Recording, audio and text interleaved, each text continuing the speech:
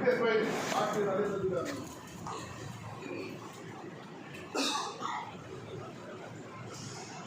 મારો પરિચય આપી દઉં।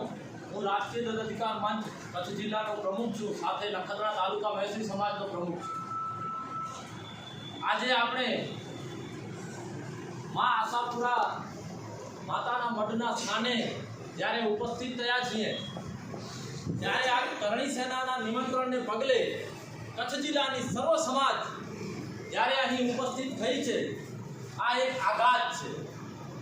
પ્રથમ હું આ આઘાતને ઉપાડનારા કરણી સેનાના આગેવાનો, ગુજરાત પ્રદેશના અધ્યક્ષ એવા વીરભદ્રસિંહ હોય, કચ્છ જિલ્લાના અધ્યક્ષ માધુબા હોય, રાણુબા હોય, રામદેવસિંહ હોય, દરેક લોકો નામ લઈશ તો ખૂટશે નહીં એટલા નામો છે કે દરેકને અમે પ્રથમ તહે દિલથી અભિનંદન આપીએ છીએ। આ ભાજપની સરકારની તો એ આજથી નહીં, જ્યારથી આવ્યા છે ને ત્યારથી એને કોઈ માણસ માટે જાણે કોઈ પણ પ્રકારની લાગણી હોતી નથી। તેઓ ફક્ત પોતાનું અને પોતાના મિત્રોનું અને પોતાના ભાઈઓનું સાચવ્યું છે।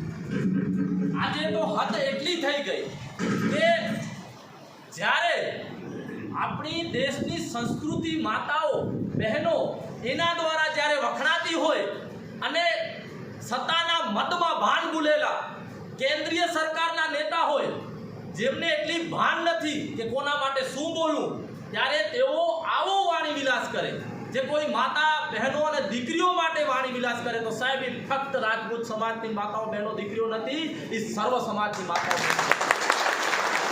સમગ્ર ભારતની માતાઓ દીકરીઓ અને બહેનો છે।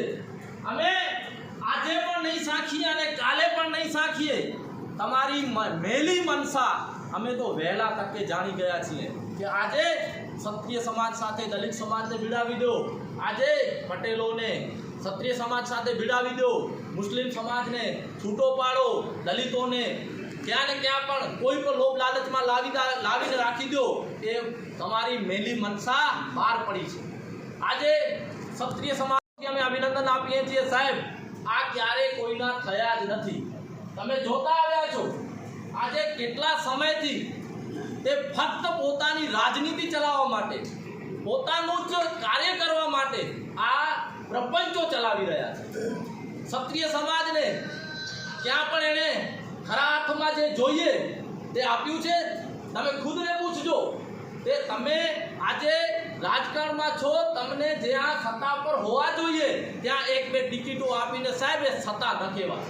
તમને બોલવાનો પણ મોકો આજે નથી, તો એ પણ એની મેલી મનસા છે સાહેબ। એક ક્ષત્રિય સમાજ નહીં, એ પટેલ સમાજ હોય કે પછી દલિત સમાજ હોય કે મુસ્લિમ સમાજ હોય સાહેબ, આજે દુઃખ સાથે કહેવું પડે કે આ ભારત અને આ ભારતના વડાપ્રધાન શ્રી જ્યારે કોઈક એક સમાજ માટે આટલી હદે ટપોરી લેંગ્વેજમાં વાત કરતા હોય ને, યોગ્ય ન ગણાય। મુસ્લિમ સમાજને આ હદે બોલી રહ્યા છે, એક તરફું વાતાવરણ ઊભું કરવા માંગી રહ્યા છે સાહેબ। આ સમય છે, આજે નહીં જાગ્યા ને તો ક્યારેય નહીં।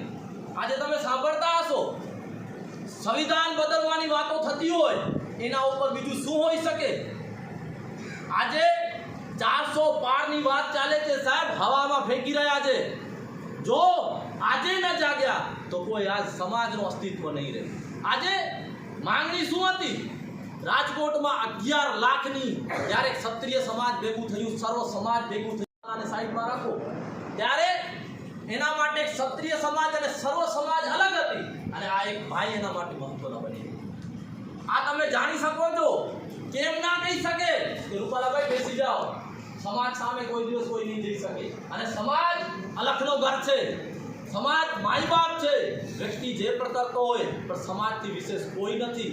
આજે પણ આપણે આજે એકબીજાના તાતડે જોડાયેલા છીએ ને તો સમાજોથી જોડાયેલા છીએ। અને કચ્છની વાત કરીએ તો કચ્છ એક કોમી એકતાનો પ્રતીક છે સાહેબ।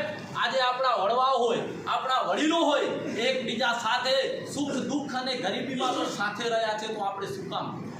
થોડા દિવસ પહેલાં જ અમે વણજનું કાર્ય કર્યું હતું, અહીંયા રામદેવસિંહ બાપુ બેઠા છે, અને અમે જ્યારે આ વણજમાં આ કાર્યમાં જ્યારે હું જોડાઈ, આજથી 1250 વર્ષ પહેલાંની જે મેં ઇતિહાસ વાંચ્યો ને, તો સાહેબ ક્ષત્રિય સમાજનો એનામાં કેટલું યોગદાન છે તે જાણવા મળ્યું। અને હાલના નેક નામદાર શ્રી મહારાજ શ્રી પણ એ મણજમાં ઉપસ્થિત રહ્યા, સાથે જમ્યા. સાહેબ, આ છે સમરસતા. દેખાડવાની સમરસતા નહીં, તમારા મોઢે વાતો કરવાની સમરસતા નહીં, સાચી સમરસતા આ છે.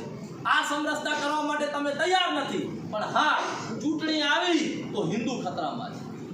સાહેબ, જ્યારે રાષ્ટ્રપતિ અબ્દુલ કલામ હોય, શીખ વડાપ્રધાન હોય, ત્યારે હિન્દુ ખતરામાં ના હતો, તો તમે આજે તો આટલા બધા હિન્દુ તમે ઉપર બેઠા છો, તો હિન્દુ શેનો ખતરામાં છે?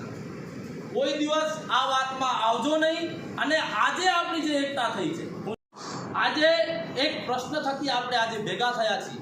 આ પ્રશ્નનું ચોક્કસ નિરાકરણ કરશું. પણ અહીંયા દલિત, મુસ્લિમ, ક્ષત્રિય સમાજ અને અન્ય ઘણી બધી સમાજો, ગઢવી સમાજ પણ અહીંયા ઉપસ્થિત છે. ત્યારે કઈ સાહેબ, આ એકતા અને આ સંઘ હંમેશા રાખે. આપણા વચ્ચે વિવાદો, આપણા વચ્ચે ડખા ઉત્પન્ન કરવાવાળા આ જ છે.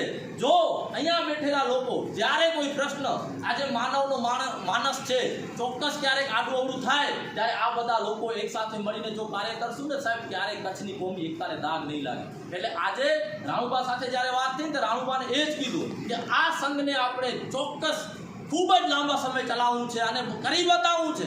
આ એક સત્તાનો મદ છે, એમને આ ઘમંડ છે કે અમે તો કાંઈ નહીં કરીએ ને તો જીતી જશું.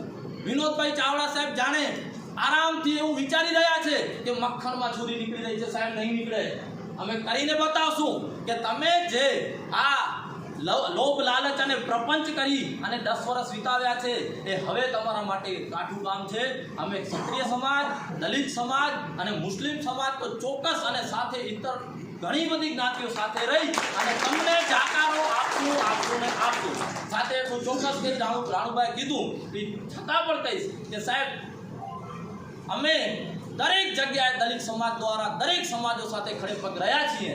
ત્યારે પણ દલિત સમાજને તમારી જરૂર પડે, વીરભદ્રસિંહ, તમને પણ નમ્રતાપૂર્વક કહી છે, સાથે રહીને ઉભા રહીને લડશું. એટલું કહી મારી પાણીનો વિરામ આપીશ.